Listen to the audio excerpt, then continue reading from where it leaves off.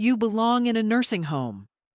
That's what she screamed across the kitchen, her voice sharp enough to pierce glass, her hands still wet from the dishwater I had just asked her to turn off.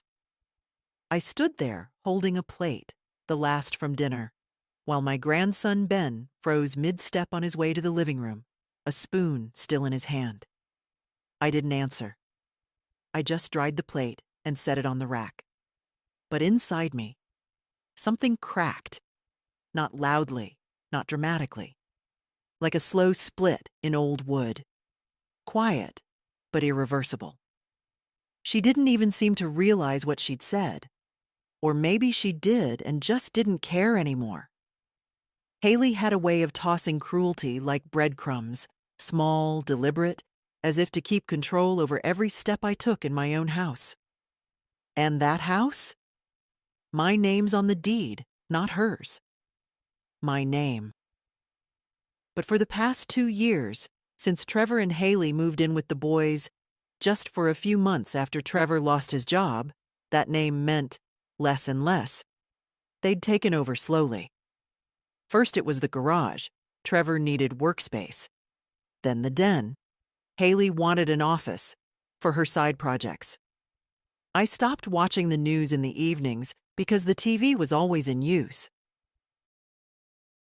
I started eating earlier, alone in the kitchen, because dinner had turned into a noisy, late affair where I was expected to cook, but not necessarily be part of the conversation. Haley didn't like when I butted in with old stories. And yet I stayed quiet, because they were family, because Trevor was my son, because I loved the boys, Ben and little Marcus, even though Marcus barely knew me anymore, always clinging to Haley like I was the stranger here. That night, I went to bed early. Not a word to Haley, not a comment to Trevor, who didn't even look up from his laptop during the whole outburst. I lay under my quilt, the same one I stitched with Robert the year he died, and stared at the ceiling. I could still hear the dishwasher humming, still smell the leftover garlic from the roast, still feel the heat of the plate in my hand when she said it. You belong in a nursing home. Not, can we talk about the future, Joe? Not, are you feeling okay lately? No, just that. A sentence that threw out a lifetime of dignity like trash after dinner. I didn't cry. I haven't cried in years, not since the day we buried Robert. But I didn't sleep either. I just lay there, watching the faint shadow of the tree outside dance on the ceiling like it used to when I rocked Trevor to sleep in this very room. He was afraid of that shadow then. Funny, isn't it? The things we grow into. When the first light broke through the blinds, I sat up and reached for my robe. My knees cracked the way they do now when I move too quickly, but I didn't mind. For the first time in a long while, my movements had direction. I went to the kitchen, made a pot of coffee, and sat down at the table. The seat across from me was empty. No one had touched the breakfast I laid out. I didn't mind. I didn't make it for them. On the wall near the fridge is a picture of me and Robert on the day we bought this house. I was 34.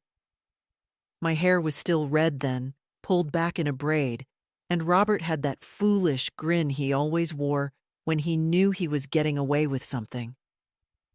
It's ours, he said that day, lifting me over the threshold like a joke. All ours. We paid off the mortgage 12 years later. Trevor was just a teenager when Robert passed. I remember he cried, real tears, the kind that make your shoulders shake. I held him that night, both of us in pieces. He said he'd take care of me from now on. Said he'd make his dad proud. And I believed him. What a fool I've been. Now it's Haley's voice that echoes through the house, telling the boys what not to touch, reminding Trevor to follow up on job applications, listing things we're out of, as if I'm the housekeeper, not the homeowner. Every time I walk into a room, she tenses, like I'm interrupting some sacred space. And Trevor, he's just tired, always tired, too tired to talk, too tired to notice me disappearing room by room. But this morning, I wasn't tired. I pulled out the notebook where I keep all the important things: birthdays, passwords, the phone number of my lawyer, Edward Casey. He helped us with the estate when Robert passed. Honest man, quiet, patient, always wore the same navy tie. I found his number, dialed, and waited. "Mrs. Miller?"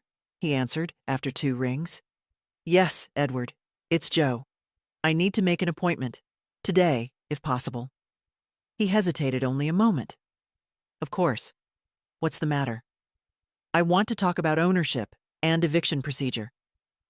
Silence. Then, "I'll see you at 11. I hung up and sipped my coffee slowly. The boys were still sleeping. Trevor and Haley hadn't stirred. I stared out the window at the dogwood tree in the backyard. Robert planted that tree the year Trevor was born.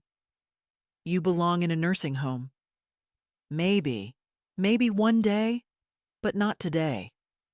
Today, I belong right here, in my house, at my table, with my name on the deed and my dignity intact. And they don't belong here anymore. I didn't tell them I was leaving that morning. Let them think I'd gone to the market or to the doctor, whatever made them feel better about ignoring me. I took my brown coat, the one with the loose button, and locked the front door behind me. The air was crisp, and for once, I didn't feel cold, just focused. Edward's office was still in that little brick building across from the post office. Nothing had changed about it. Same sign out front, same clinking bell on the door. I sat in the same chair I sat in when Robert and I signed the will years ago. The fabric on the armrest was a little more worn, but it still held firm. Edward came out himself to greet me. He looked older, don't we all? But his eyes were as sharp as ever. "Mrs. Miller," he said warmly, extending a hand. "It's been a long time." "It has. But I'm afraid I'm not here for pleasantries." He nodded, as if he'd expected that. We walked into his office, and he gestured to the leather chair across from his desk. I didn't sit. I pulled a folded paper from my coat pocket and laid it on the desk. "That's the deed. The house is in my name alone, paid off in 1999. I want to start the process of evicting my son and his wife. Legally. Properly." Edward didn't blink. He unfolded the paper, looked it over, and then finally raised his eyes to mine. "This won't be easy, Joe. I'm not expecting it to be. And I have to ask, are you safe at home? Has there been any violence? Intimidation?" "No. Nothing that would show up in a police report. Just years of being erased from my own life." He nodded again. "Tell me everything." So I did, calmly, without embellishment. The cold dinners, the backhanded remarks, the way Haley spoke to me like I was in the way. Trevor's silence. His complicity. The room stayed quiet as I talked, except for the occasional scribble of his pen. When I finished, he leaned back in his chair. "You have full legal standing to request that they vacate the property, especially if they don't pay rent or have a lease. You've allowed them to stay by goodwill, not contract." "Exactly. We'll send a formal notice to vacate. It gives them 30 days. If they don't leave, we proceed to court. I want the notice delivered today. I can have a courier send it by the afternoon." That was all I needed. I signed the authorization paperwork. My hands didn't shake. When I left the office, the sun had come out. I hadn't noticed before how heavy the clouds had been. I walked 2 blocks to the coffee shop, bought myself a cinnamon roll and a small tea, and sat at a table by the window. I didn't pull out a book or look at my phone. I just sat. Quiet. Still. The cinnamon roll was too sweet, the tea a little bitter, but it felt good to be out of the house, my house, by my own choice. When I returned home, Haley was standing in the driveway, phone to her ear, squinting in the sun. She didn't notice me at first. Her voice was raised, annoyed. "No, I don't care if she's your mother," she snapped into the phone. "She's making everything miserable. The kids are stressed. I'm stressed. God, Trevor, I need some support here." I didn't stop. I walked past her like she was just another neighbor's visitor. She jumped when she saw me, ended the call quickly. "Oh, you're back." "Yes. Where were you?" I didn't answer. I unlocked the front door, stepped inside, and let it close behind me. I didn't slam it. I just closed it. That afternoon, I made soup. Chicken and rice. The kind Trevor used to like when he had strep throat. No one else came into the kitchen. No one offered to help. I set aside a small bowl for myself and put the rest in the fridge. I didn't call them to dinner. I didn't even mention I'd cooked. Around 7, I heard footsteps on the stairs. Trevor appeared in the doorway, rubbing the back of his neck. "Hey, Mom." "Trevor, did you go somewhere earlier?" "Yes." He hesitated. "Everything okay?" "No." That made him stop. "What's going on?" "I spoke to Edward Casey. He'll be sending you and Haley a letter tomorrow." His brow furrowed. "What kind of letter?" "A notice to vacate." He blinked at me like he hadn't understood the words. "You're... what?" "I'm asking you to leave the house, Trevor. Legally. You have 30 days. You can't be serious." "I am." "But Mom, we live here." "No, Trevor. I live here. You stay here. And you've overstayed." He stepped into the room, lowering his voice. "Is this because of Haley? Because of something she said?" "She said what she meant. But this is ridiculous. Where are we supposed to go?" "I don't know. That's not my responsibility." He ran a hand through his hair, just like he used to when he was 15 and trying to talk his way out of grounding. "Jesus, Mom, this is your family." "No, Trevor, you're my family, and you've forgotten what that means." He didn't say anything after that, just stood there, stunned, until Haley's voice called down the hall. "What's going on?" Trevor didn't answer. He turned and left the room. I finished my soup. The spoon clinked gently against the bowl. The TV played something low in the background, some laugh track sitcom I never watched. Outside, the sun was setting. And in my chest, for the first time in 2 years, I felt peace. Not joy, not satisfaction, just peace. Like something had shifted back into its rightful place. Tomorrow would be difficult. There would be yelling, threats, maybe even tears. But that was tomorrow. Tonight, I was home. The letter arrived just after noon, delivered by courier in a crisp gray envelope with Edward's firm's insignia printed on the front. I was in the backyard trimming the lavender bush when I saw the man in the blazer walk up to the porch. He didn't ring the bell, just slipped the envelope through the slot and left without a word. I left the clippers in the grass and went inside, listening. The house was quiet. Marcus must have been down for his nap, and Haley had taken Ben to soccer practice earlier. Only Trevor was home, typing away in the den that used to be my sewing room. I didn't touch the envelope. I waited. About 20 minutes later, I heard Trevor's chair creak and his footsteps shuffle down the hallway. Then the telltale pause when he spotted the letter on the console table. Silence. Then the tier of paper. I stayed in the kitchen, rinsing my hands under cold water. A minute later, I heard his voice from the hallway, loud, incredulous. Mom? I dried my hands. Did you do this?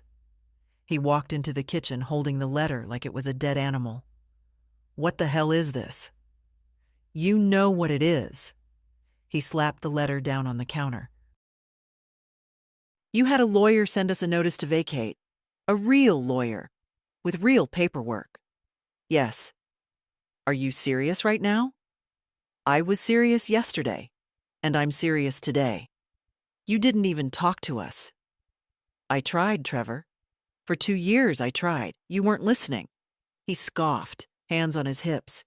You can't just kick us out? We're family. I turned and looked at him. Really looked. His face was red, but not with embarrassment, just anger.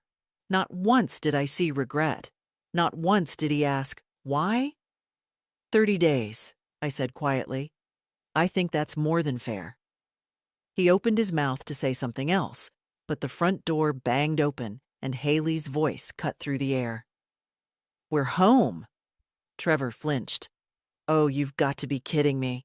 I heard her mutter a second later, probably seeing the envelope on the table. Then she appeared in the kitchen doorway, Ben trailing behind her with his cleats still on. She had the letter now. Eviction? Her voice pitched up, sharp and fast, like a snapped wire. Are you out of your mind? I looked at her, standing there with the envelope crushed in her hand. Ben's eyes flicked between us. You're kicking us out? Like we're squatters? You've lived here rent-free for 2 years. We're raising your grandchildren. And I've raised you both. Haley stepped closer, waving the letter in my face. This is insane. Trevor, are you really letting her do this? He looked at her but said nothing. This is my house, Haley. No, this is our home. No, I said quietly. It's mine. I built it with my husband. I paid for it. I kept it up for 40 years. You've lived here, but you've never made it yours. She laughed bitterly, folding her arms. Right. You're just bitter because you're old and lonely and want to make everyone else miserable. Ben shifted awkwardly behind her. I met his eyes for just a second. Those same gray eyes Trevor had when he was a boy. He looked confused, ashamed. I took a breath and turned to him. Ben, go upstairs and take off your cleats, please. He hesitated. Now, sweetheart. He nodded and left. When I turned back, Haley was already building steam. You're going to traumatize the kids. Is that what you want? To throw them out onto the street? You make enough money to rent an apartment. More than enough, judging by the clothes, the new SUV, the organic groceries you order every week. Excuse me? I know what groceries cost, Haley. I do the books in my head every time I open the fridge. Trevor cleared his throat, his voice low. Mom, can't we just talk about this? Work something out? We're past talking, I said, calm but firm. I tried for too long, and I've had enough. Haley grabbed her bag. Fine, we'll see about this. You'll regret it. Maybe, but not today. She stormed out, slamming the door behind her. Trevor lingered for a moment, still standing in the kitchen. He didn't look at me. Just ran his hand through his hair and muttered, You didn't have to do it like this. Yes, I did. He left without another word. That night, the house was quieter than it had been in years. No arguments over bedtime. No sitcoms blaring from the living room. No heavy steps overhead. Just the creak of the old wood, the hum of the fridge, and the occasional breath of wind against the windows. I made myself a cup of peppermint tea and sat by the window, the same place I used to rock Trevor when he had ear infections. He'd cry, and I'd sing lullabies until he drifted off in my arms. He was such a sensitive boy. I don't know where he went. Somewhere between Haley's ambition and his own silence, he disappeared. I still see flickers of him in Ben, when he gets quiet, when he holds the door open for me, and in Marcus, when he falls asleep in the middle of a story and curls into my side without hesitation. Maybe they still have a chance to become kind, but not in a house where their parents show them cruelty. 30 days.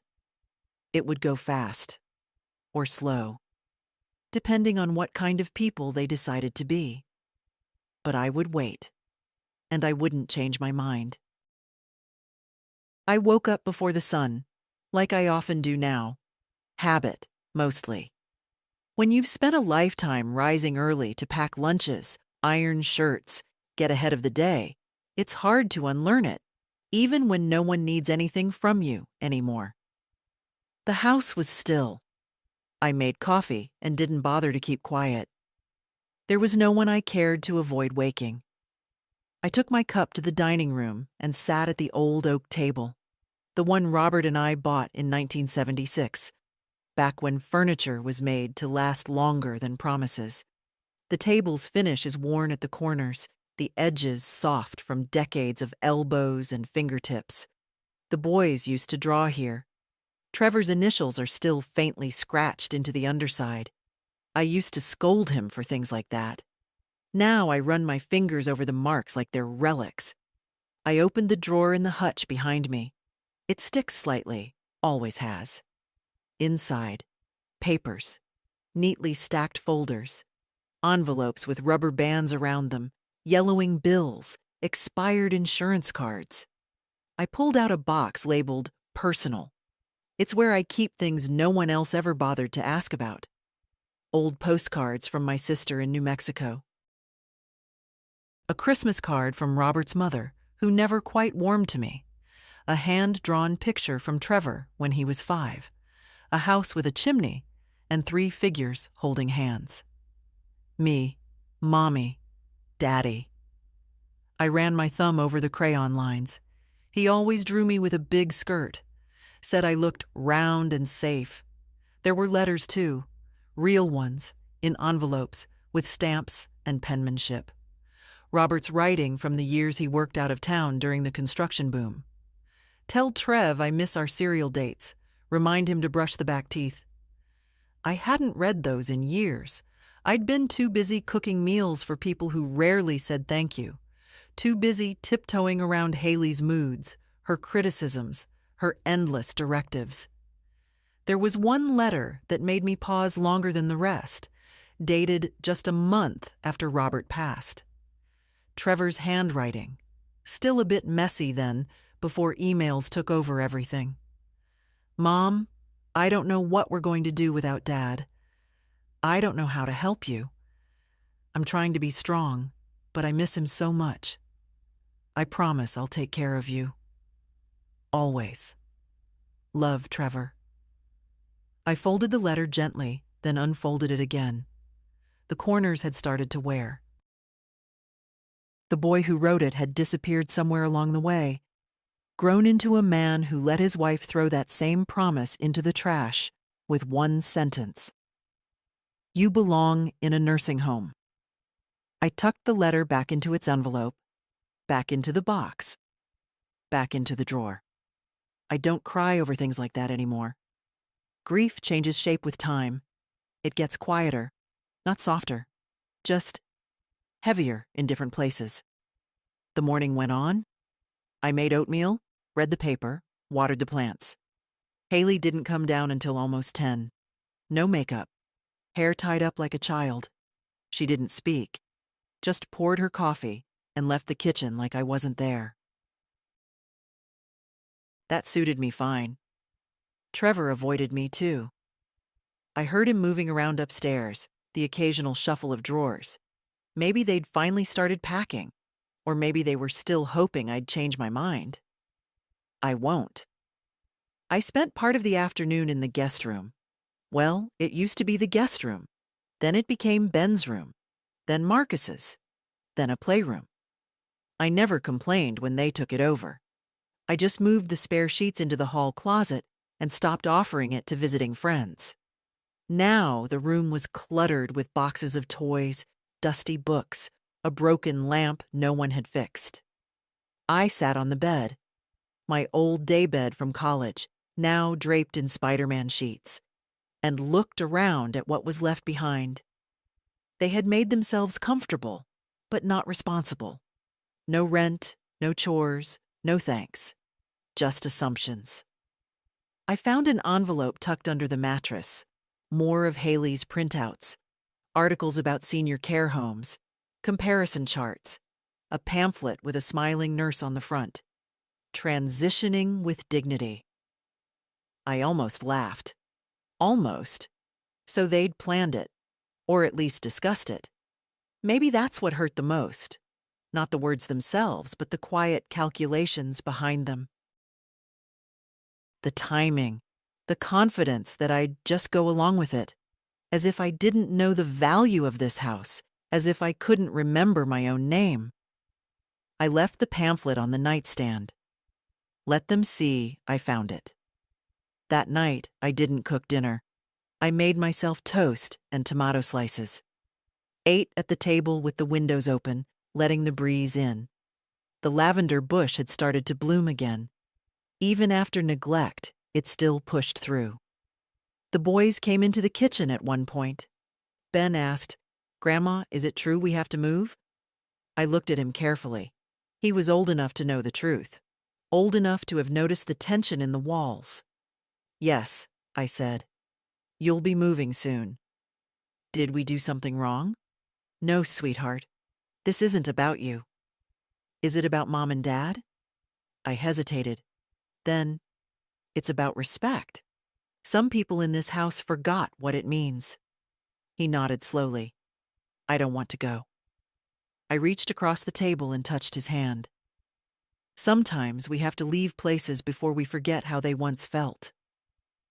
He didn't understand that now, but one day he might. After they went upstairs, I sat alone again. The quiet felt different now. Not empty, just honest. There's nothing lonelier than being invisible in your own home, but nothing more powerful than choosing to be seen again. It was Saturday morning when Trevor finally came to me, not with anger this time, but something more calculated. I could tell by the sound of his footsteps. Slower, controlled, like he was rehearsing the words with every step from the hallway. I was sitting on the porch, knitting. Something simple, just rows of gray yarn I hadn't touched in years. The porch creaked as he stepped outside. I didn't look up. "Mom," he began, voice softer than usual. "Can we talk?" I nodded, but kept my hands moving. He sat on the bench across from me. For a while, he said nothing. Then, this house. It has so many memories. Still knitting. I remember when you used to sit right there with your tea after Dad passed. You'd watch the road for hours. I still do. He nodded, like he expected that. It's just, I want to understand. Why now? Why like this? I paused and looked at him. Why not 2 years ago? When you first moved in and said it would only be temporary? Or when Haley stopped calling me Joe and started saying she, even when I was in the room? Or maybe when you stopped saying goodnight altogether? He looked away. "I didn't want to make things worse," he said. "You made them silent." "And silence is worse." He leaned forward, elbows on knees. "We're your family." "Then act like it." He winced. "I've made mistakes. I see that. But Haley's trying too. And the boys, Ben and Marcus, they love it here. They love you." "I know." He took a breath. "Look, I've been talking to some people. Maybe we can figure something out. Get you more space. Privacy. A routine that works better." "A routine?" "Yeah, like maybe we all agree on boundaries, or Haley and I take over more responsibilities. You shouldn't feel like you have to do everything." I stared at him. "I'm not looking for a compromise, Trevor." His mouth tightened. "This isn't about routines. This is about respect. And the absence of it." He didn't respond. You let your wife speak to me like I'm in the way, like I'm an old box she can't wait to move out of the hallway. You didn't defend me, not once. You just looked the other way. That's not forgetfulness, Trevor. That's choice. I didn't know it felt that bad. You didn't want to know. He sat back again, running a hand down his face. So, what now? You're really going through with this? Yes. Even if it splits the family? The family split a long time ago. I'm just drawing the line where it's already broken. A long silence settled between us. Wind stirred the leaves of the oak tree Robert planted. I felt the weight of its shadow across the porch. Trevor stood up. I guess I'll start looking for places. I nodded once. He hesitated before stepping back inside. Mom, he said quietly, do you still love me? I looked at him for a long moment. I never stopped, I said. But love isn't the same thing as tolerance, and I won't confuse the two anymore. The door closed behind him. I kept knitting. The house had grown quieter since the letter arrived, but it wasn't a peaceful kind of quiet. It was the silence of a room holding its breath. No raised voices, no slamming drawers, but every glance, every footstep carried something unsaid. Heavy, sharp. Haley no longer spoke to me unless she absolutely had to. Even then, her words came clipped and cold, like she was rationing politeness by the ounce. She avoided eye contact. If we passed each other in the hallway, she'd press her body slightly to the wall, as if my presence carried some contaminant. I didn't mind the silence. Not really. I'd lived with noise long enough. TVs left on all day, shoes tossed across floors, phones ringing in the middle of dinner. No. What got to me wasn't the quiet. It was the performative civility. The way she'd smile at the boys in front of me just a little too sweetly, as if to prove she was the mother of the year. Or how she'd slam the dishwasher a bit harder when I left a cup in the sink. It was the kind of hostility that could never be quoted back. Passive, deniable, but constant. I saw it in the way she rearranged things. Subtle invasions. A new mirror in the hallway, where my late husband's photo had always hung. Labels on pantry shelves, as if I'd forgotten where I kept the flour.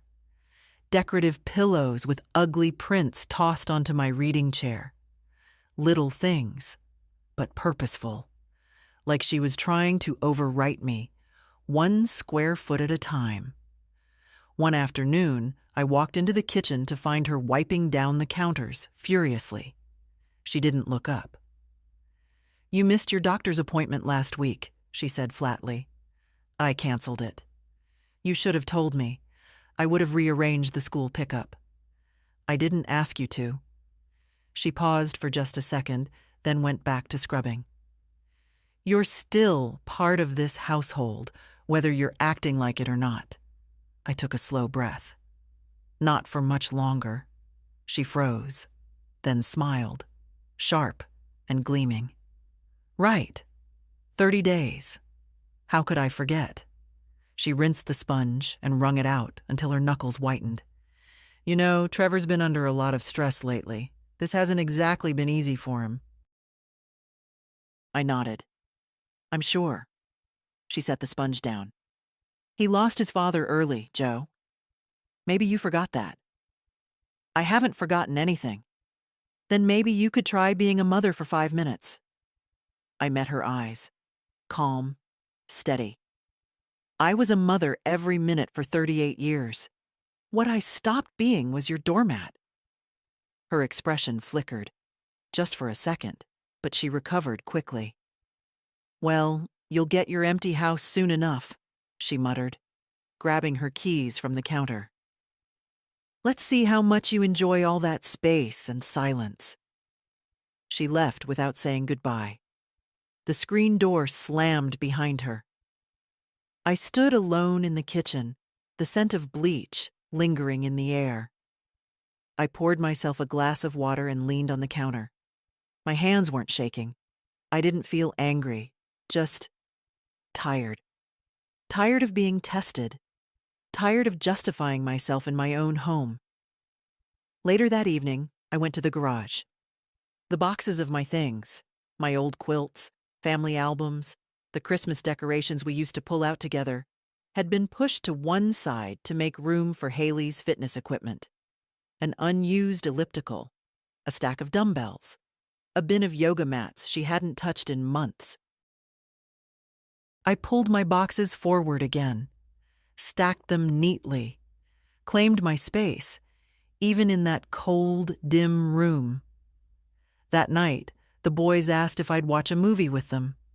Haley didn't object, but she lingered in the doorway with her arms crossed, watching me like I was a guest who had overstayed her welcome.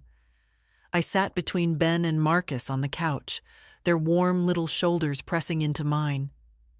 The movie was loud and silly, something about dragons. I barely followed the plot.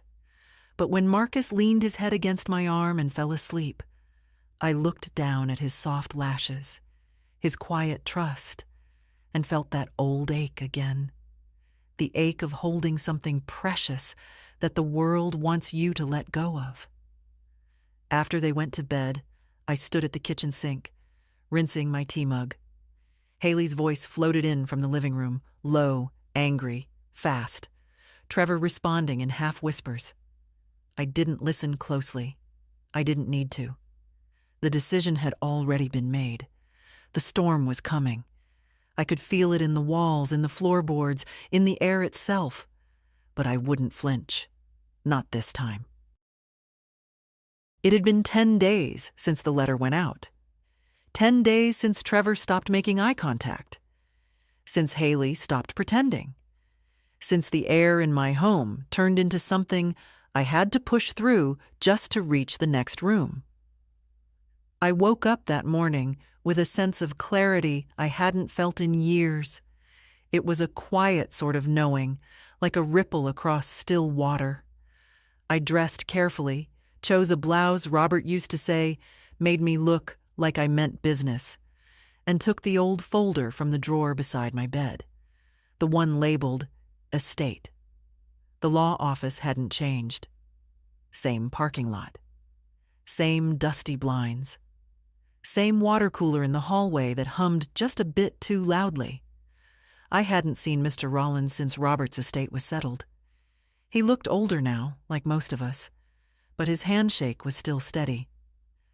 "Joan," he said warmly, motioning to the chair across from his desk. "It's been a while.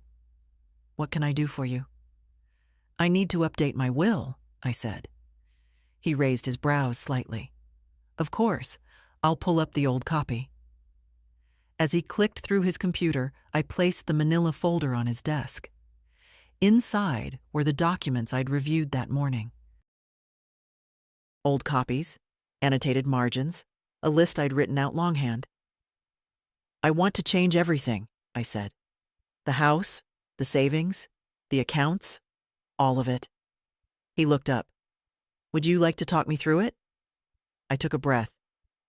My son, Trevor, and his wife, Haley, have lived with me for the past 2 years, rent-free. I let them in because they were struggling. I believed they'd get back on their feet. But instead, I stopped. Not because I didn't know how to finish, but because the silence was heavier than the words. They've forgotten what kindness looks like, or they've chosen to. Either way, they don't see me anymore. Not as a person, not as family, and they certainly don't treat me like someone whose legacy they should inherit. Mr. Rollins nodded slowly. "I see. I want everything redirected to my granddaughter, Emily." He paused, pen hovering. "Trevor's daughter?" "From his first marriage. She's 17. She visits me. She talks to me like I matter. She asks about Robert, about how I met him, about the house. She listens. I remember her. Bright girl." I nodded. I want to set up a trust in her name. Nothing extravagant. Just something that'll help her. College, a car, a place to live if she needs it. I don't want her depending on the people who turned their backs on me." Mr. Rollins didn't question it. He just nodded and got to work. While he typed, I stared out the window behind his desk. A maple tree was shedding early leaves, one of those years where summer refused to go quietly. Robert would have approved, I think. He always said a man shows his character when he has power, and so does a family. He'd been gone 17 years, and yet his voice came to me clear as a bell sometimes, especially when I needed it most. "Don't give away what people haven't earned, Joe," he once told me. "Especially not your peace." We went over the documents twice. I signed every page with calm hands, not shaking, not bitter, just done. As I stood to leave, Mr. Rollins said, "Do you want them to be notified?" "No. Let them find out the way I found out who they really are, without warning." He didn't argue. I stepped out into the autumn air, the wind tugging gently at my coat. The sun was soft, the kind of light that casts long shadows without making you squint. Back in the car, I didn't turn on the radio. I just drove. The road home felt different. Not lighter, exactly, but straighter. Like it had finally decided where it was going. When I reached the house, Haley's car was gone. Trevor's, too. The boys must have been at school. The silence inside greeted me like an old friend. I went to the living room, sat in Robert's old armchair, and looked around. Everything they'd wanted, this house, my savings, my support, they'd treated like a given, as if it had no cost, as if I came with no history. But not anymore. They will not inherit what they never valued. It was Emily who knocked.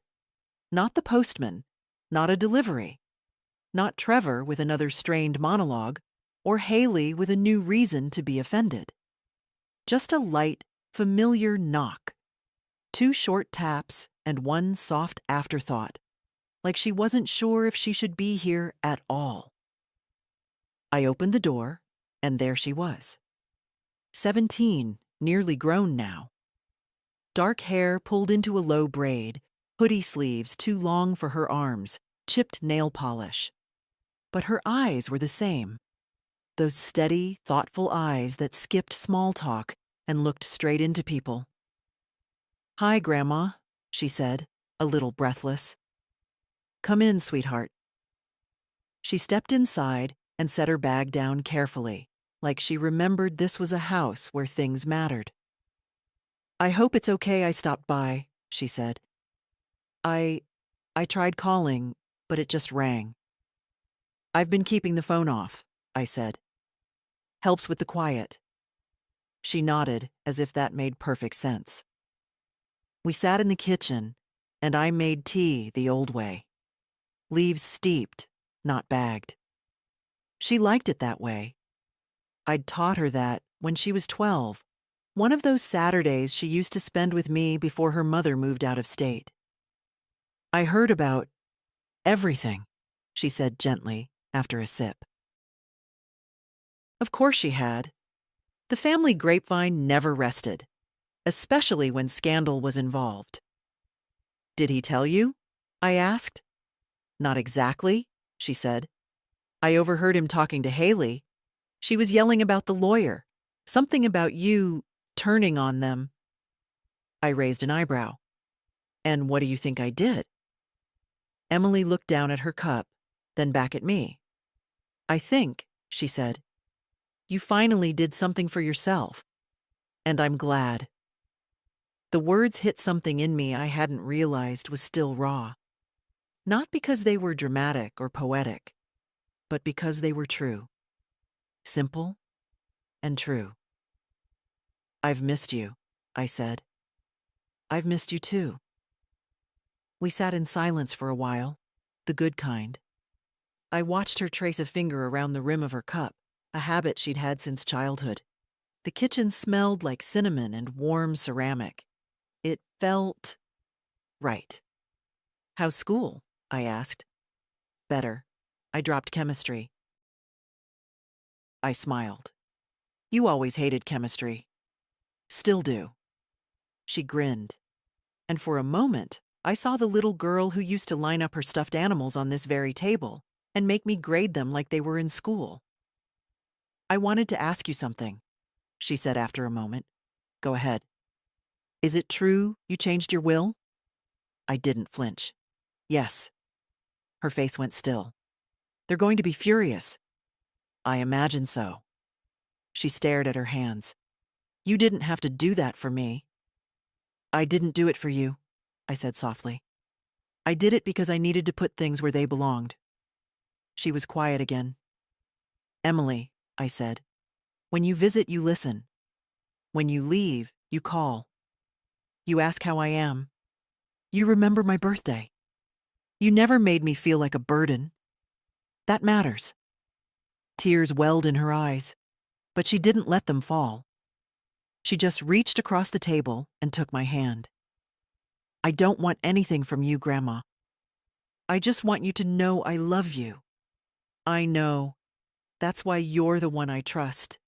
She nodded, swallowing hard.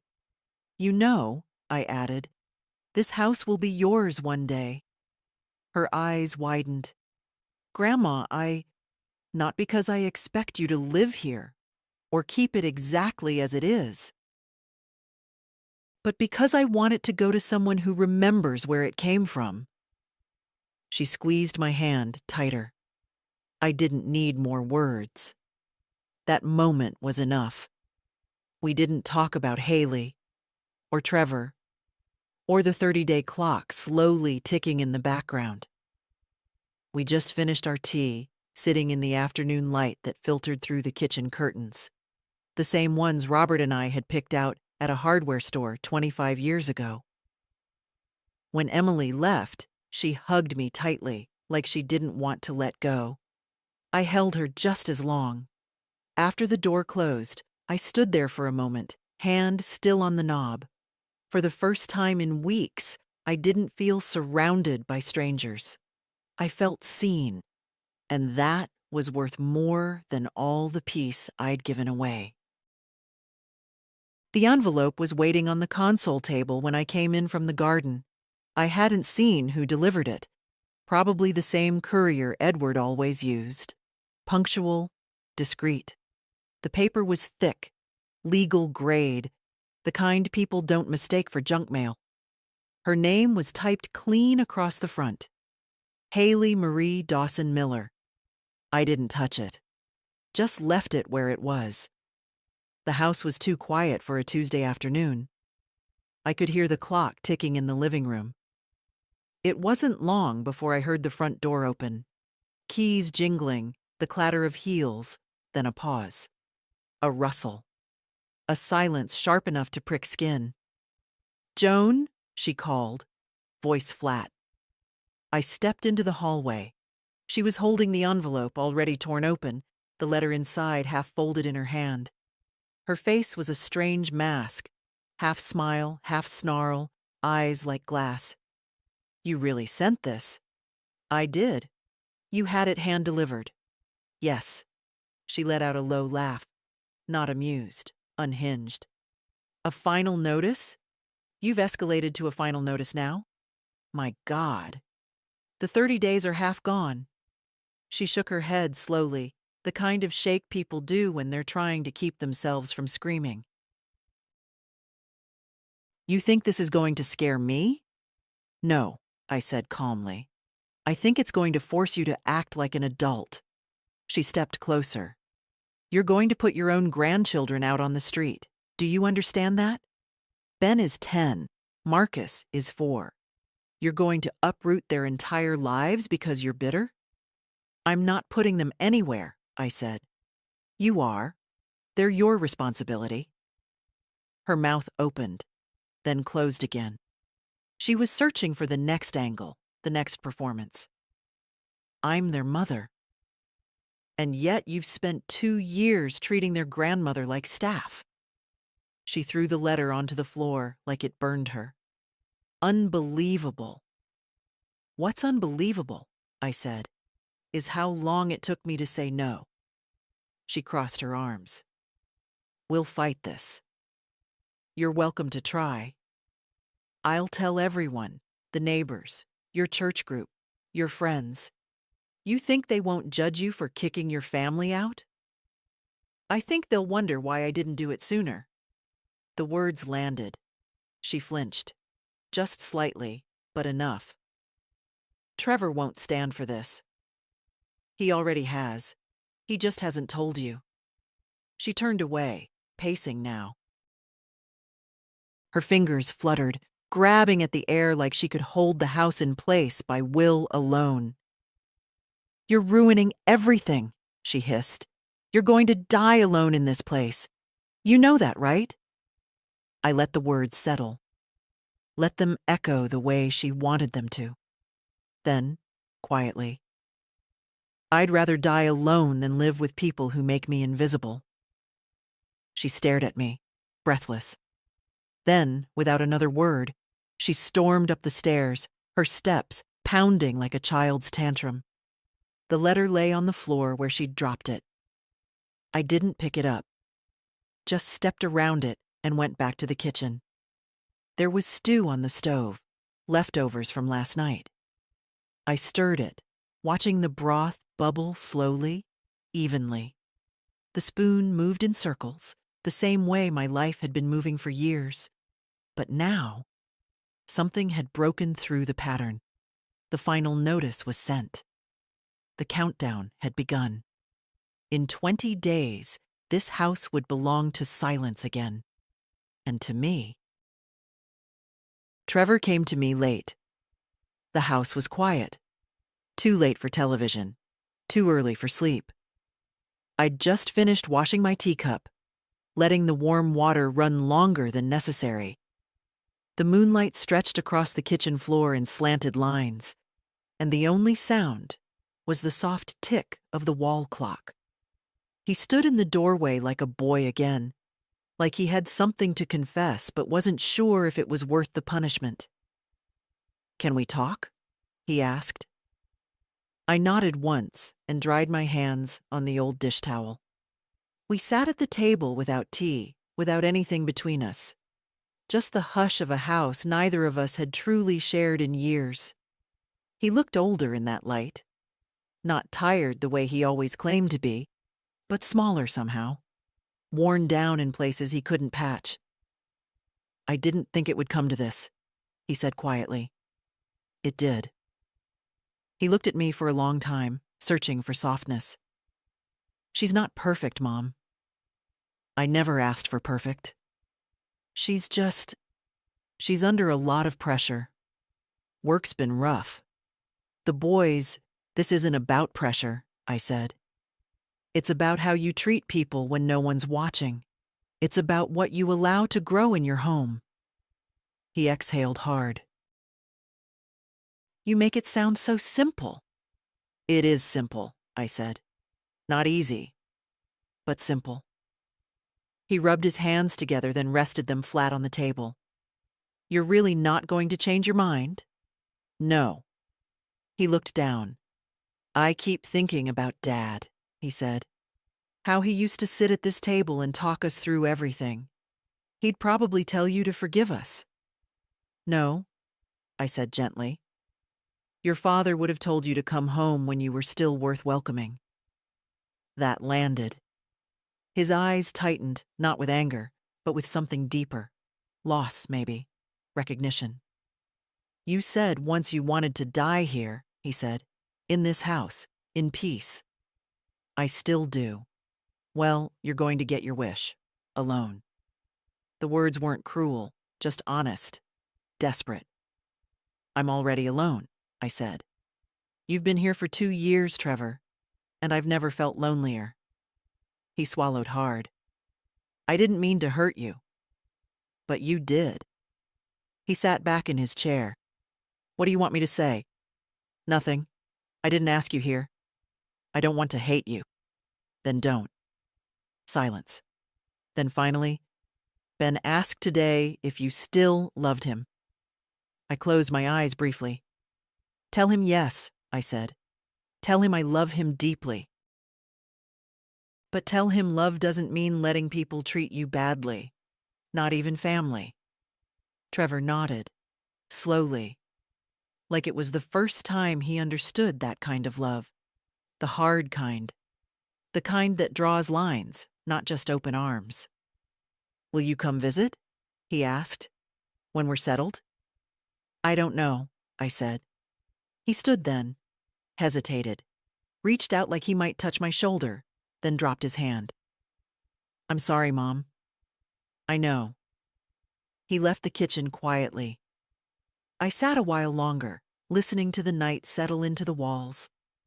There was guilt in me, somewhere. But it wasn't strong. It wasn't convincing. What I felt more than anything was the return of my name, my place, my breath in this house. And I wouldn't give it up again. The packing began without announcement. One morning, I heard the scrape of cardboard against the hallway floor.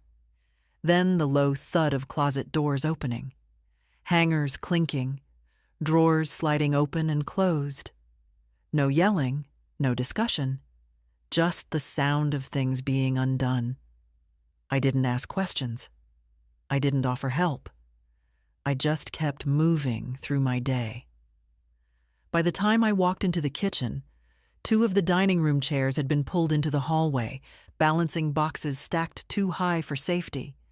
Someone had knocked a picture frame sideways on the wall. No one fixed it. Haley passed me once on the stairs, a laundry basket full of shoes in her arms. She didn't look at me, just kept moving, her jaw tight, footsteps clipped. She hadn't worn makeup in days. She looked younger, meaner. Trevor, on the other hand, had that pale, frayed look of someone running from a fire he started.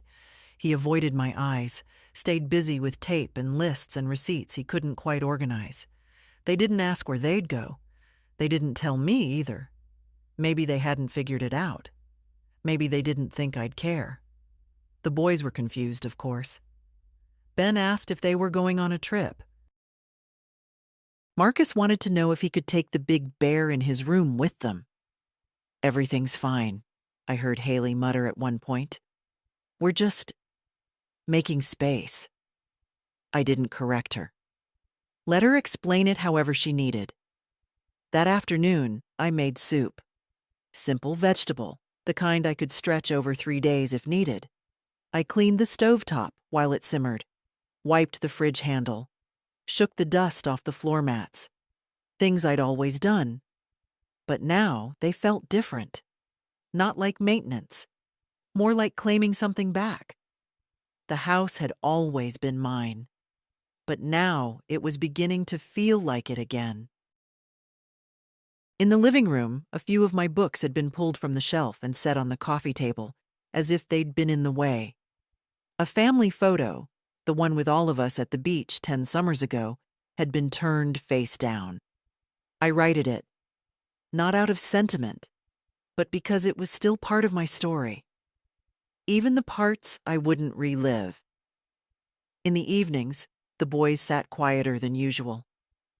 Ben read on the couch. Marcus clung to Haley, but she was too preoccupied, always halfway through a box, or snapping at Trevor about packing tape. I didn't insert myself.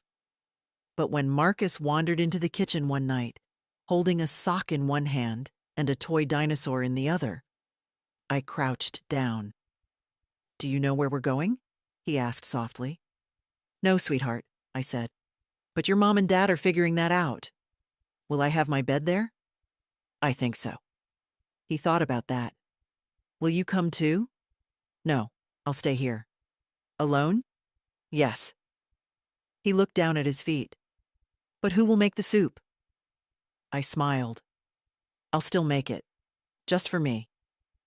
He reached out and touched my arm with the toy dinosaur, like a blessing, then turned and padded back down the hallway. That night, I sat on the porch while the house hummed with movement behind me. The cicadas had started early this year. Their song rose and fell like a distant siren, endless and slow. Robert used to say the porch was the best place to think. "It's the edge of the world," he'd joke.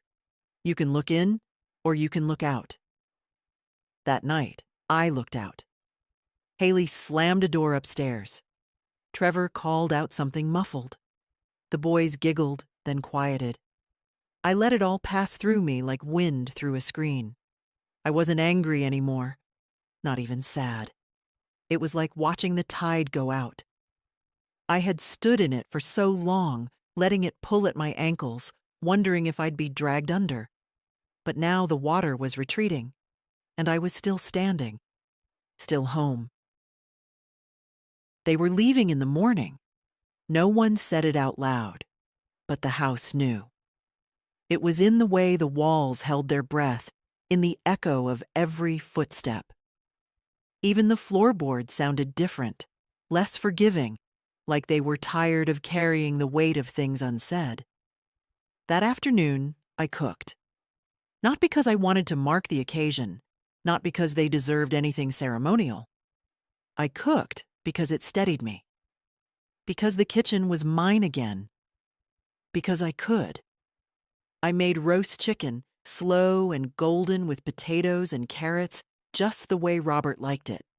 The boys always ate it without fuss, and Trevor used to ask for second helpings before Haley started counting calories for him. I set the table for 5. No one asked why. No one questioned the plates. They just came, one by one, when the smell reached the hallway. Haley sat across from me, arms folded tightly over her chest, as if warmth itself were something I might use against her. Trevor took the chair to my right. He didn't speak, didn't meet my eyes. Ben helped Marcus into his seat, then glanced around nervously, like he was waiting for permission to act normal. No one prayed. No one said thank you. We just ate. The clink of forks against ceramic was the only sound. Haley barely touched her food. Trevor ate like it was a chore. The boys picked at their plates, confused by the quiet. I kept my pace slow, methodical. Each bite was mine. Not for them, not for the past. Just for me. About halfway through the meal, Marcus whispered something to Ben, who shook his head. Then Marcus turned to me. "Grandma, do you want to come with us tomorrow?" I looked up, gently. "No, sweetheart. I'll be staying here." He blinked. "Forever?" "Yes." He didn't understand what forever meant. Not really, but he sensed it was serious. He leaned closer into his brother, who put an arm around him. Trevor cleared his throat. "You know, we could have figured out something different. All of this. It didn't have to go this way." "No, Trevor," I said softly. "It always had to go this way. We just refused to see it." Haley pushed her chair back with a sharp screech. "This is ridiculous," she muttered. "Eating like we're still a family." I looked at her, steady. "We were never not a family, Haley. We just stopped acting like one." She stood up, took her plate, and dumped the untouched food into the trash. The clang of it echoed down the hallway. She disappeared without another word. Trevor stayed seated. He didn't eat another bite. He just sat there, staring at the half-empty plate like it held some kind of answer. Ben finished his potatoes and whispered, "Can we have dessert?" "In the fridge," I said. "I made pudding." He smiled, just barely, and ran to get it. Marcus followed. The boys ate in the living room, cross-legged on the rug, whispering to each other in that secret language siblings share. I stood in the doorway for a moment and watched them. 2 little lives, caught in the tug of decisions they didn't make. Later, after the dishes were washed and the kitchen reset, I found Trevor standing in the hallway, one hand on the staircase railing. "Thanks," he said. Just that. Quiet. Almost real. I nodded. He hesitated. "You'll be okay?" "I already am." He nodded once, like he didn't quite believe it. Then he climbed the stairs. The house fell silent again. I walked through it slowly, turning off the lights. Living room, hallway, kitchen. One by one, each room returned to darkness, not from sadness, but from rest. In the foyer, the last few boxes were stacked neatly, labeled, taped, ready. They were going, and I would remain. Not the same version of myself who once waited by windows, who counted her worth in usefulness and silence. No. This house would no longer carry their noise, no longer soften their carelessness. Tonight, for the first time in years, it felt like home. They left just after 9. I was already awake when the first box went into the car. The front door opened with a groan I knew too well, one I used to hear when Trevor came home late from high school parties, trying not to wake us. This time, no one cared who heard. I stayed in the kitchen, sipping my tea. The mug was warm against my palms, steady. Through the window, I saw Trevor bending to lift a suitcase into the trunk. Haley stood nearby, arms crossed, directing things with short gestures. No words I could hear, just the rhythm of departure. The boys came downstairs last. Ben wore his backpack like it was the first day of school. Marcus held his toy dinosaur by the neck, the tail dragging against the steps. Their smallness hit me like a quiet wave, two little bodies moving through a house that no longer made space for them. I met them at the front door, not because I wanted to watch them go, but because I owed them clarity, a face, a goodbye with weight. Ben looked up at me, eyes too old for his age. "Is this goodbye forever?" "No," I said gently. "It's just goodbye for now." He nodded, chewing the inside of his cheek. Marcus held up the dinosaur. "He says thank you for the soup." I smiled. "Tell him he's welcome." Trevor came up behind them, keys in hand. He didn't look tired anymore, just resigned. "Boys, go wait in the car," he said. They obeyed without question. When the door closed behind them, it was just the two of us on the porch. Trevor shifted on his feet. "You really meant it," he said quietly. "I did." He nodded slowly. "I'm sorry for everything." "I know." "Will you—" He stopped, started again. "If we call, will you pick up?" "If the call is kind." He took that in. Didn't argue. Haley didn't say goodbye. She didn't come to the porch. She didn't offer one last look, not even for appearance. She climbed into the passenger seat, pulled the door shut, and stared straight ahead. Trevor turned to go, then hesitated. "I used to think you were unshakable," he said. "Like nothing could touch you." "I used to think that too," I said. He looked down at his hands, like they were empty of everything useful. Then he nodded once and walked away. I watched them drive off, not from the window, not hiding behind curtains. I stood at the porch rail, both hands steady, the morning sun warming the paint. The car turned the corner and disappeared. I didn't cry. Not out of pride, just peace. The silence that followed wasn't hollow. It was whole. Inside, the house felt different already. The hallway echoed again, the way it used to. The air moved like it belonged to me. I walked through the rooms, one by one. The upstairs was cleaner than I expected. The beds were made. The drawers emptied. Only a single sock lay in the corner of Marcus's room, forgotten. I picked it up, and folded it neatly before tossing it in the laundry.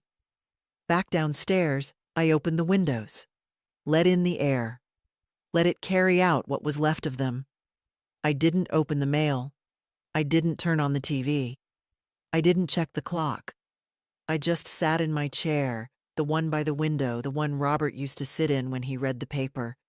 And for the first time in years, I listened to my house breathe. The day after they left, the house didn't feel empty. It felt open. The silence wasn't sharp anymore. It was soft, like a freshly made bed or the hush of a late afternoon rain. I walked through the rooms without pausing, without tiptoeing. There was no one to avoid, no tension waiting in the corners. I started with the hallway. The scuff marks near the baseboards, Trevor's work boots, Haley's heels, had gathered in layers over the years. I crouched with a damp cloth and wiped them away. It took time. My knees ached, and the cloth grayed quickly. But inch by inch, I revealed the white paint underneath. A color I'd chosen. A wall I'd once painted with Robert, both of us laughing when we spilled the tray down the stairs. In the guest bathroom, I emptied the drawers. Half-used creams, hotel shampoos, a lipstick I didn't recognize. I placed them in a bag, not in anger, just with finality. I wouldn't chase down owners for forgotten things. The guest room, what had become Marcus's playroom, was next. The curtains were too short. Ones Haley had insisted on hanging because they made the room look brighter. I took them down and folded them neatly into a box. Tomorrow, I'd drop them off at the church thrift. Under the bed, I found a broken toy truck, 3 unmatched socks, and a children's book with my handwriting on the inside cover. To Ben, for the days when stories are better than noise. Love, Grandma.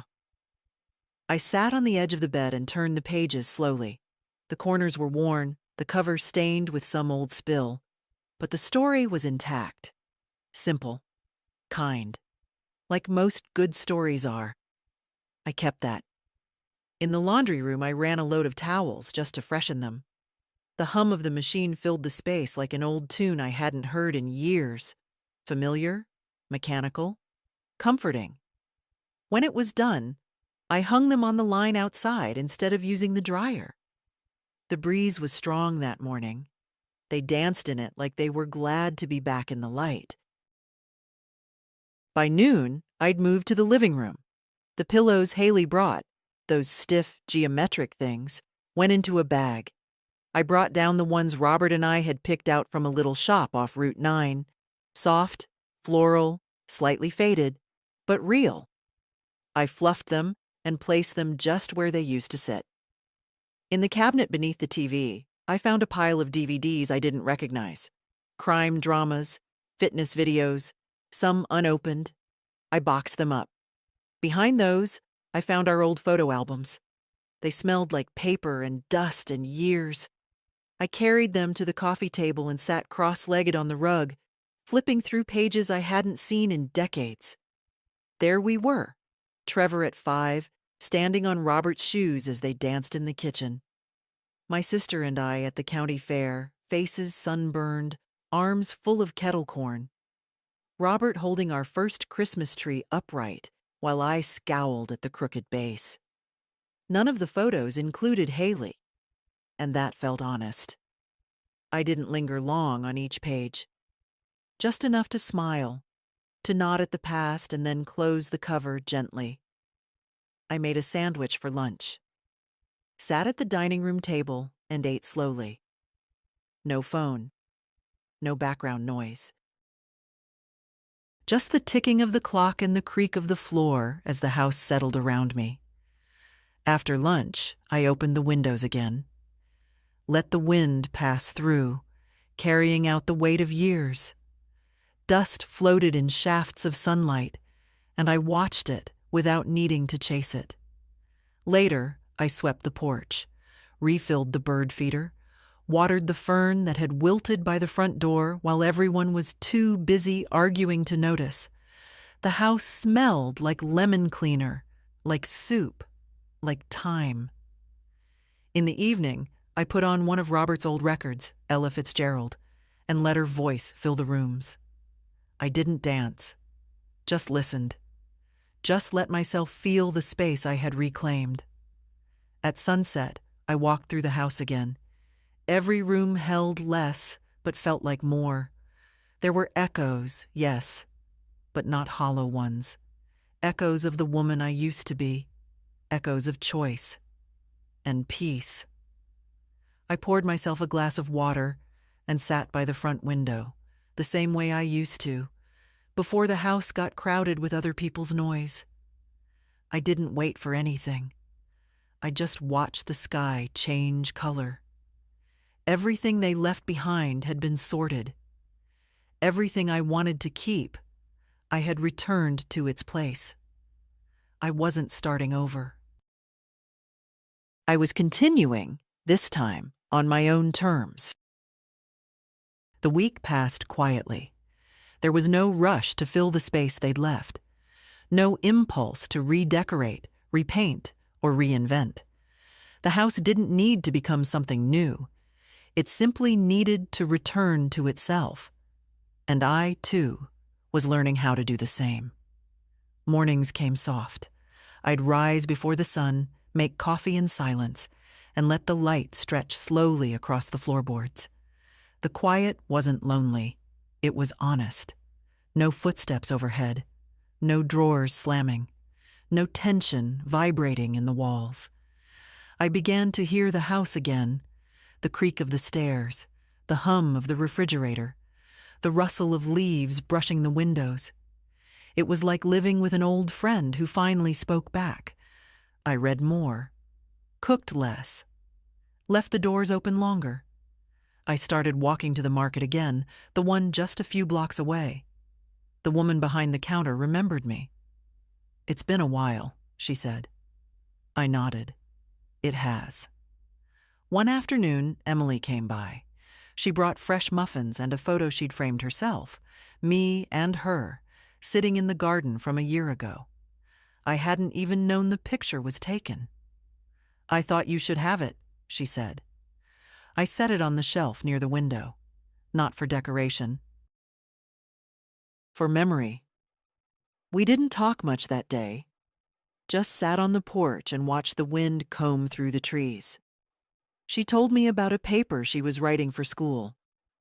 I told her the lavender was growing back stronger this year. She smiled at that. "Like you," she said. When she left, I didn't feel the old tug of sadness. I just watched her walk down the path, steady and sure. She waved once. I waved back. That night, I stood at the kitchen sink, lights dimmed, window cracked open to the sound of crickets. I thought about the word alone. For so long, it had felt like a punishment, a sentence, something spoken behind gritted teeth or whispered with pity. Now it felt like something earned, something clean. I wasn't unloved, I wasn't discarded, I wasn't forgotten. I was alone the way a mountain is alone, the way a sea is alone, not untouched, but unshaken. Later, I pulled out the old quilt from the cedar chest, my mother's. I spread it across my bed, smoothed the corners, let the familiar weight settle over me. Before turning out the light, I walked through the house one last time, just to see it, just to feel it. Living room, kitchen, hallway, my room, all mine.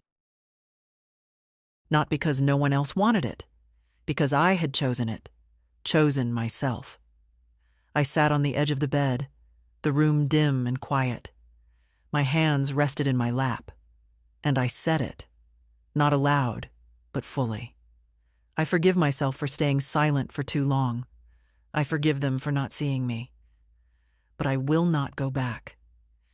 If you're reading this and something inside you knows exactly what I mean, knows the ache, the hush, the invisibility, then hear me clearly. You are not too late to come back to yourself. And when you do, Let it be without apology. Let it be with both hands open. Let it be with the door closed behind them and the window open in front of you. You're not broken. You're becoming. And that is enough.